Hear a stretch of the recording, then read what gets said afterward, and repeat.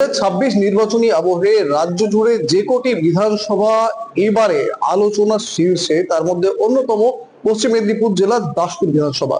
দাসপুর বিধানসভায় তৃণমূল কংগ্রেসের এবারের প্রার্থী আশিস উদয়, যিনি দলীয় ভাবে রয়েছেন পশ্চিমবঙ্গ রাজ্য তৃণমূল কংগ্রেসের সাধারণ সম্পাদক। এই হেভিওয়েট একজন প্রার্থী সারা দিনের ব্যস্ততার মধ্যেও সময় দিলেন কেটিভি বাংলাকে। সরাসরি প্রার্থীর মুখে, প্রার্থীর সাথে আমরা রয়েছি। আশিস বাবু, আপনাকে কেটিভিতে স্বাগত। আপনাদেরও নমস্কার। আমার কাছ থেকে খবরাখবর সংগ্রহ করবার জন্য আমি কৃতজ্ঞ। এখন ভিন্ন ধারার প্রশ্ন দিয়ে শুরু করব। দিন শুরু হচ্ছে কিভাবে, শেষ হচ্ছে কিভাবে? এটা অনেকটাই সূর্য কখন ওঠে, কখন নিভে যায়, তারাগুলো কখন যে ফোটে আর কখন যে তারাগুলো নিখোঁজ হয়ে যায়, এটা আপাতত আমার দেখা ঠিক হয় না। আসলে তো একটা বিস্তর একটি কাজ, তাই এই কাজের সমুদ্রে নেমে পড়লে কখন যে ওপারে সাঁতারে উঠবো এটা তো নিজেই বুঝে উঠতে পারি। তাই সকাল থেকে সন্ধ্যে পর্যন্ত, সন্ধ্যের পর থেকে যতক্ষণ জেগে থাকি, সবটাই একেবারে সাঁতার দিয়ে চলেছি লক্ষ্যে পৌঁছানোর জন্য।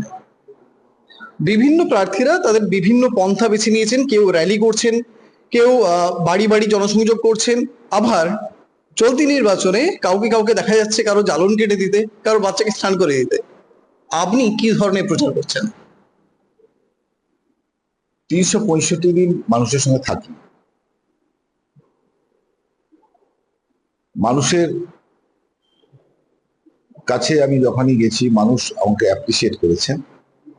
তারা কেউ আমার মাথায় হাত দিয়ে আমাকে আশীর্বাদ করেছেন, কেউ জড়িয়ে ধরে তাদের শুভেচ্ছা বিনিময় করেছেন, আবার কেউ তাদের কাছে আমি না গিয়ে অন্যের কাছে যাই, যাতে সময়টা মানে ওরা বলছে সময়টা নষ্ট যাতে না হয়, অর্থাৎ আমি বলবো সময়টা ওখানে অতিবাহিত না করে অন্যত্র যাওয়ার কথা অনেকেই বলেছে। আসলে যদি মানুষের জন্য নিজের কিছু কাজ করতে হয়, সেটা তো আমরা করেছিলাম, শুরু করেছিলাম আমার মানে কি বলবো, যে যে সময় আমার যৌবন ছিল, যে সময় আমি রাজনীতিতে একেবারে দিন রাত লড়াইয়ে থেকেছি, মানুষের পাশে থেকেছি। সে সময় গ্রামে রাস্তাঘাট ছিল না। আমি 1993 সালে প্রধান হওয়ার পর মাত্র 6 মাসে স্থানীয় লোককে সঙ্গে নিয়ে নিজেরা মাটি কেটে মাথায় মাটি ঝুড়ি হয়ে 19টা রাস্তা করেছিলাম। সেটা প্রয়োজন। মানুষের জ্বালন কুচিয়ে দিয়ে কিংবা হাতের নিগড়ে দিয়ে তাতে রাজনীতি হয়, তাৎক্ষণিক একটা আকর্ষণ তৈরি হয়, আমি এতে বিশ্বাসী নই। একেবারেই একেবারে গ্রাউন্ড লেভেল রাজনীতি বলতে যা বোঝায়, আপনি আপনার কেরিয়ারের শুরু সেইভাবেই করেছিলেন, এখনো সেইভাবেই চলছেন। যখন শুরু করেছিলেন তখন রাজনৈতিক পরিস্থিতি রাজ্যে একরকম ছিল, এখন অন্যরকম। চ্যালেঞ্জিং কোনটা মনে হয়েছে, সেই সময়কার রাজনীতি না আজকে দাঁড়িয়ে রাজনীতি? আসলে রাজনীতির কথাটাই তো চ্যালেঞ্জিং। সে সময় সিপিএম এর সঙ্গে লড়াই করেছি। সিপিএম এর তাদের পন্থা ছিল যে যে কোনো মূল্যে অত্যাচার করে তাদের বিরুদ্ধাচারণ যারা করে তাদেরকে আটকে দাও। সে সময় তারা তাই করেছেন। কখনো বোমের মুখোমুখি আমাকে বোম মেরে দেওয়া হয়েছিল 89 সালে, আবার কখনো বাড়ি ছাড়া হতে হয়েছিল, কখনো রাত্রি যাপন করতে হয়েছে বনে বাজারে। আজকে হয়তো সেটা হয় না, কিন্তু বিজেপির নিরন্তর হুমকি, দেশহীন করে দেওয়ার চক্রান্ত, ভোটাধিকার কেড়ে নেওয়ার ষড়যন্ত্র, ইডি সিবিআই লাগিয়ে এখানকার যে গণতান্ত্রিক যে রীতি তার মানে সেটা নষ্ট করে দেওয়া, এটা একবারে তো একচার। মানুষ আজকে ভাবছে যে কেন আমরা দেশের স্বাধীনতা আনার জন্য প্রাণ দিলাম, কেন ছেলেদেরকে উৎসর্গ করলাম। তাদের মনে বড় কষ্ট যে আমরা ভারতবর্ষকে তো একটি স্বাধীন দেশ দেখতে চেয়েছি, স্বাধীন সার্বভৌম দেশ। স্বাধীনতা আমরা আনলাম, কিন্তু দেখা যাচ্ছে তখন ছিল ব্রিটিশদের অত্যাচার। আজকে দেখা যাচ্ছে যে একদল মানুষ সে সময় ব্রিটিশদের বিরুদ্ধে তারা আন্দোলন করেনি, তারা ব্রিটিশের সঙ্গে যোগসাজশ করে দেশের স্বাধীনতার চেয়ে তাদের নিজের জীবনের দাম তারা বেশি ভেবেছিল।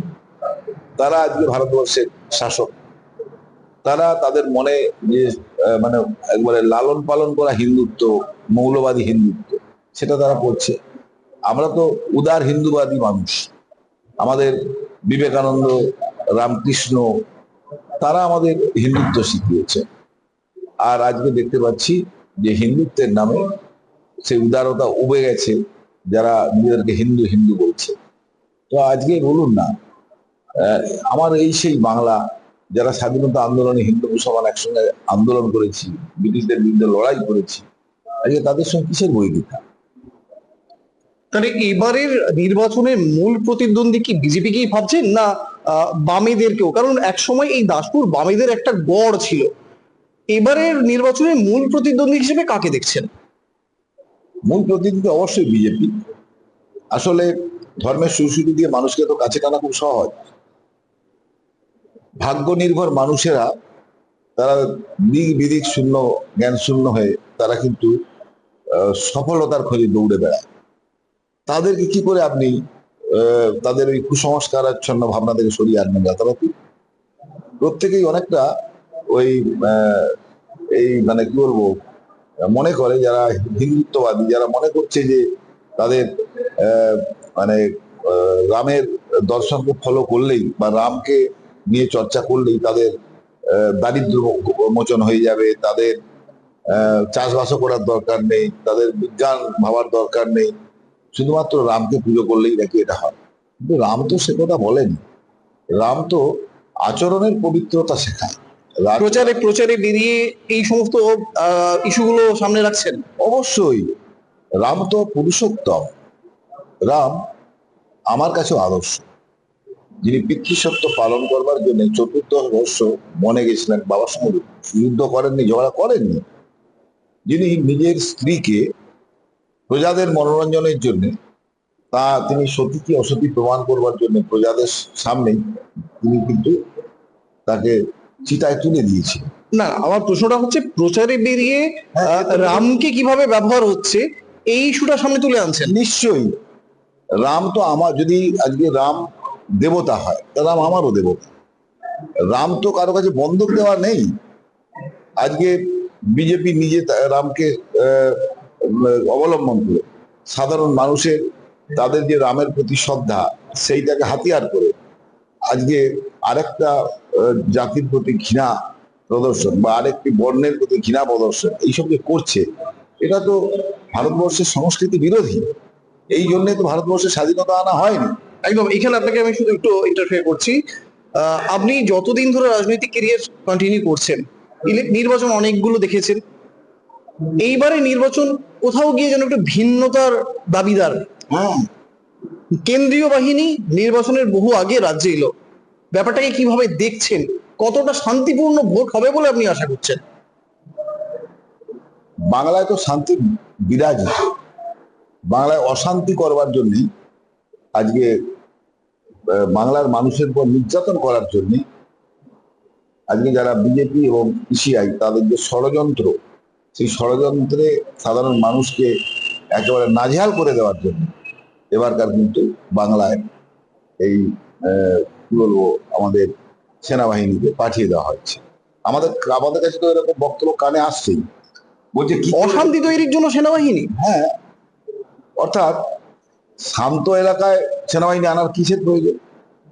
অর্থাৎ একজন নাগরিক যদি হঠাৎ করে বেনাগরিক হয়ে যায়, একজন আমাদের দীর্ঘদিন ভারতবর্ষে যাদের পরম্পরা, যাদের জন্ম হয়েছে, তারা হঠাৎ করে যদি ভোটাধিকার হারায়, তাহলে নতুন কোনো ষড়যন্ত্র, নতুন কোনো ফাঁদ তৈরি করে এই সেনাবাহিনীকে ব্যবহার করা হচ্ছে। তার মানে মালদার ঘটনার পিছনেও কি এই কারণ, এই কেন্দ্রীয় বাহিনী থাকতে পারে আপনি মনে করেন?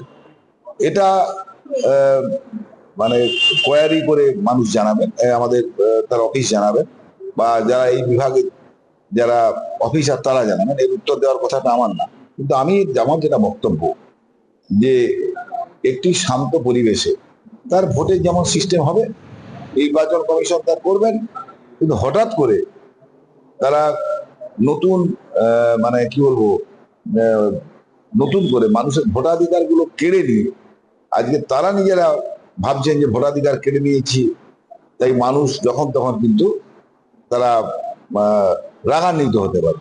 তাই মানুষকে নতুন যাতে কোনোভাবেই তাদের আহ, অভিমানের বিস্ফোরণ না ঘটে, সেইটাকে আজকে কিন্তু ঢাকা দেওয়ার জন্য, দমন করবার জন্য কিন্তু আজকে এখানে এসছেন বলি আমাদের মনে হয়।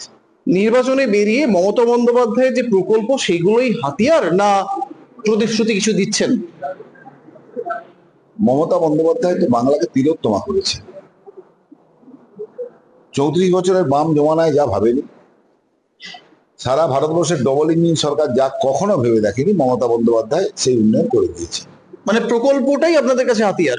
না, শুধু প্রকল্পই হাতিয়ার না, মমতা বন্দ্যোপাধ্যায়ের মানবতা হাতিয়ার। মমতা বন্দ্যোপাধ্যায় বাংলাটাকে কিভাবে ধ্বংস করার প্রচেষ্টা নিচ্ছে সে কথা আমি মানুষকে বলবো না। সাংগঠনিক জেলার দায়িত্ব সামলেছেন, রাজ্যের একটি গুরুত্বপূর্ণ পদে রয়েছেন, রাজনৈতিক পরিচয় বাদেও আপনার একটি অন্য পরিচয় রয়েছে, আপনি একজন সাহিত্যিক, একজন কবি মানুষ। বর্তমান রাজনীতিতে গরম গরম কথা, কুকথার একটা চল এসেছে। কবি হিসাবে কিভাবে দেখেন ব্যাপারটা, নাকি মনে করেন এটা সময়ের সাপেক্ষে ঠিকই আছে? আসলে বাঘ কাঁচা মাংস খায়, তার মুখ দিয়ে দুর্গন্ধ বেরোবে।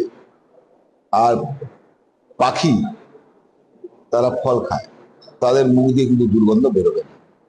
আসলে যারা রাজনীতি মানুষের কল্যাণের জন্য করতে এসছেন, যারা সাংবিধানিক নিয়ম মেনে করতে এসছেন, যারা গণতান্ত্রিক ব্যবস্থাকে শ্রদ্ধা জানাতে এসছেন, তারা কিন্তু এলোমেলো কথা বলেন না। অনুব্রত মন্ডল তো আপনার দলেরই সদস্য। আমরা যে সময়ে রাজনীতিতে এসেছি সে সময়ে আমাদের কে কতটা ত্যাগ করতে পারে তার প্রতিযোগিতা ছিল।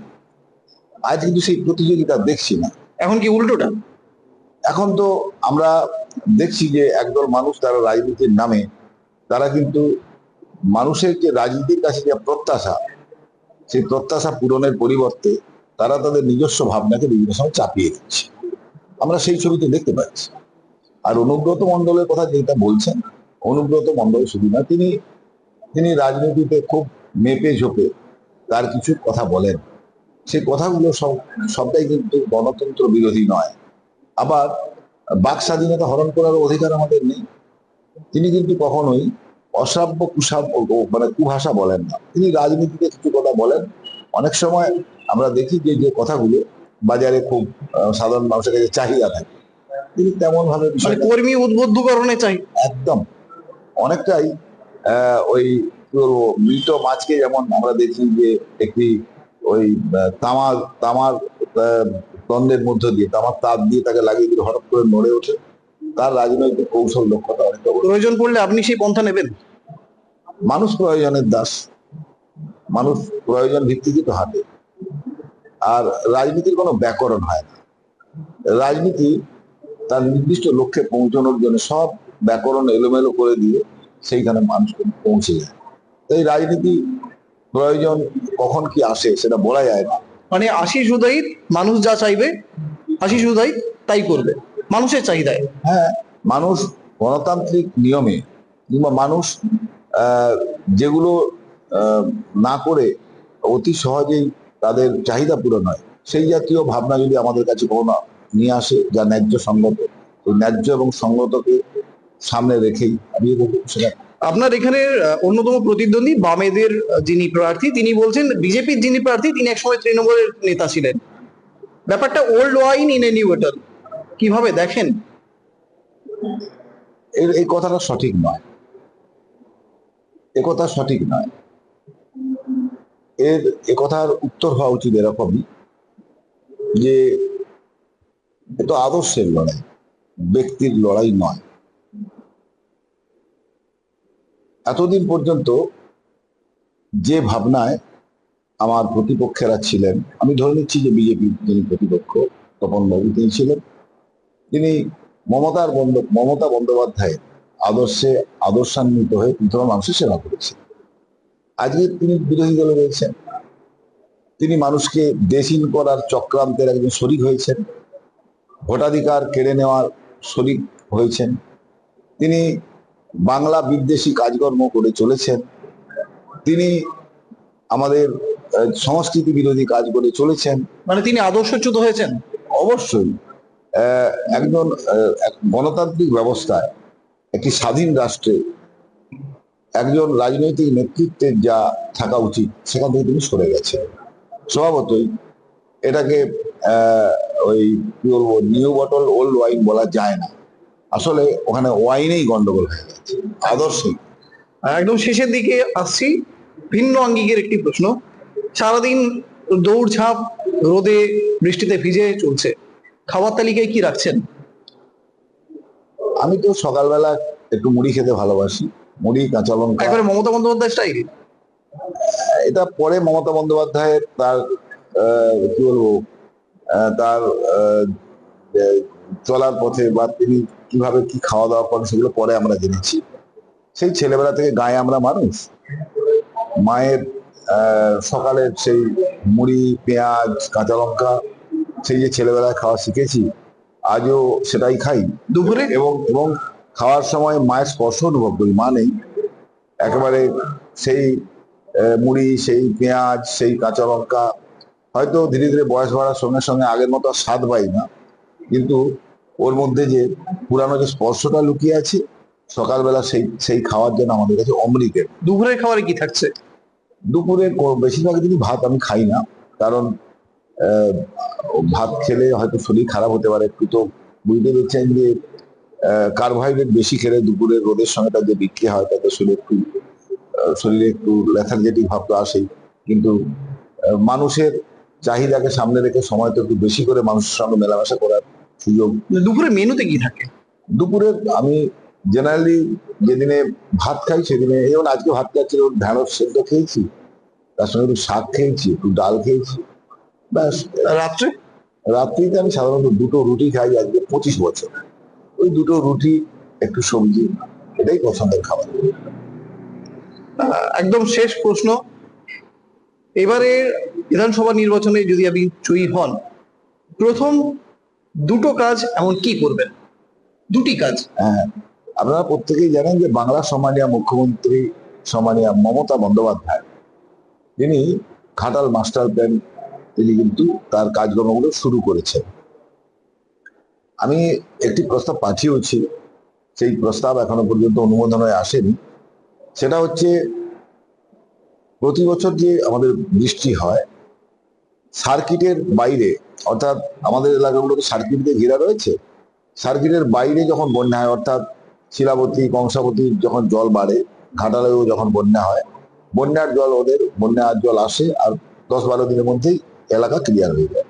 যতক্ষণ না পর্যন্ত বন্যার জল বঙ্গোপসাগরে গিয়ে পড়ছে রূপনারায়ণ দিয়ে, ততক্ষণ পর্যন্ত এই এলাকায় আমাদের সার্কিট বাঁধে যতগুলো স্লুইস আছে সব স্লুইসের গেট বন্ধ থাকে। তাহলে কি পাম্প হাউস? হ্যাঁ, তো এখানের মানুষ প্রতি বছর তারা কিন্তু ঠিক ওই বর্ষা মানেই তারা জানবে আমাদের বর্ষাকালে শস্য থাকবে না, বর্ষা মানেই জানবে যে রাস্তার উপরে আমাদের ওই হাঁটু জল হবে। এটা কি মাস্টার প্ল্যানের অন্তর্গত একটা স্টেপ, না আপনি আলাদাভাবেই এটা করতে এটা চাইছেন? মাস্টার প্ল্যানে আমাদের এলাকায় ভাবনা তখন ছিল না, কিন্তু কাজ পথই তো পথ দেখায়। কাজ করতে করতে যখন মনে হলো যে ঘাটাল মাস্টার প্ল্যান হচ্ছে, সেখানে ঘাটালের বন্যা রোধ হচ্ছে, কিন্তু আমি তো ঘাটালেরই অন্তর্ভুক্ত, অর্থাৎ ঘাটালের একাংশ কিন্তু আমাদের এই সার্কিট বাঁধের মধ্যে রয়েছে, অন্তত দুটো অঞ্চল, এবং শহরটার অনেকটাই রয়েছে। তো তারা তো প্রতি বছর বর্ষায় ডুবে থাকবে, তাহলে সেদিকের জল না হয় গেল, তাহলে আমাদের স্থায়ীভাবে চাষাবাদ, রাস্তাঘাট সুন্দর রাখা, এগুলো হবে কি করে? আসলে তো এই এলাকার মানুষেরা সেই শৈশবে সেই এলাকায় দীর্ঘদিন পাম্প হাউস একটা বুঝলাম, আরেকটা কি?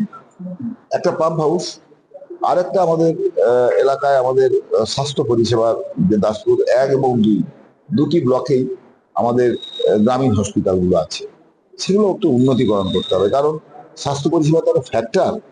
আমাদের এই এলাকার অন্যতম যে দুটি স্বাস্থ্য কেন্দ্র, একটি দাসপুর 2 এলাকায় গ্রামীণ স্বাস্থ্য কেন্দ্র, এবং দাসপুর 1 এলাকাতেও গ্রামীণ স্বাস্থ্য কেন্দ্র, এগুলোকে একটু ভালো করে অর্থাৎ কৃষিতেও আপনি নজর দেবেন, স্বাস্থ্যতেও নজর দেবেন। কৃষি কৃষি এবং এলাকায় স্বাস্থ্য। দেখুন, বর্ষাকালে যে জমা জল, তাতে তো ডেঙ্গু, কলেরা এগুলো সবই আসে, সেগুলো করা। আর যদি গভর্নমেন্ট আগামী দিনে আমাকে মানে স্কোপ দেন, তাহলে এই এলাকায় বর্ষার যে মিঠে জল, এটা তো একটা আমাদের কাছে সম্পদ। জল কিন্তু সম্পদ। আমরা এইটুকু ছোট্ট জল যদি প্রাণ আমাদের রক্ষা করে, তাহলে সেটা তো সম্পদ বটে। আর এই বৃহত্তর জলকে আমরা সবসময় এটাকে সমুদ্রে না পাঠিয়ে দিয়ে কখনো কখনো যদি ভাবি যে এটা ওয়াটার ট্রিটমেন্ট প্রজেক্ট যদি করে নিয়ে সেটা পানীয় জল হিসেবে ব্যবহার করা হয়, তাহলে মাটির তলায় যে জল আমাদের অভাব পড়ে গ্রীষ্মকালে সেটা পড়বে না, কারণ store অর্থাৎ পরিকল্পনা আপনার অনেকই রয়েছে, সুযোগ পেলে সেগুলো বাস্তবায়ন করবেন। এটা স্বাভাবিক, এটা স্বাভাবিক। দেখুন অনেকটাই এই এই এমএলএ এমপি এই পদগুলো অনেকটাই মানে রেলপাতের মতো। এই রেলপাতটা ঠিকঠাক করে বিছিয়ে দিলে তখন লোকাল ট্রেন, এক্সপ্রেস ট্রেন, সেখান দিয়ে আমাদের যে মাল বহনকারী যে সমস্ত ট্রেন, মালবাহী ট্রেন সবই যাবে। তাই আজকে এখানে যদি মানুষ আমাদেরকে, মানে আপনি পথটা সুগম করতে চান। হ্যাঁ অবশ্যই, যদি আমার রেলপথটাই এলোমেলো থাকে, সেটা যদি অসশক্ত না হয়, তাহলে এতক্ষণ ধরে কথা হলো সবচেয়ে আলোচিত যে কটি বিধানসভা তার মধ্যে অন্যতম বিধানসভা দাসপুর বিধানসভা তৃণমূল কংগ্রেসের প্রার্থীর সাথে। তিনি শোনালেন তিনি যদি আশীর্বাদ পান জনগণের তিনি কি কি কাজ করতে চাইছেন। একাধারে কবি এবং একাধারে অভিজ্ঞ রাজনীতিবিদ আমাদের এতক্ষণ সময় দিলেন। আশিস বাবুকে অসংখ্য ধন্যবাদ। আপনাদেরও ধন্যবাদ আমার কাছ থেকে খবর সংগ্রহ করার জন্য। আপনারা আরো বেশি করে আপনার সংবাদ সংগ্রহ করুন, যাতে মানুষকে চেনার জায়গাটা খুঁজে পায়।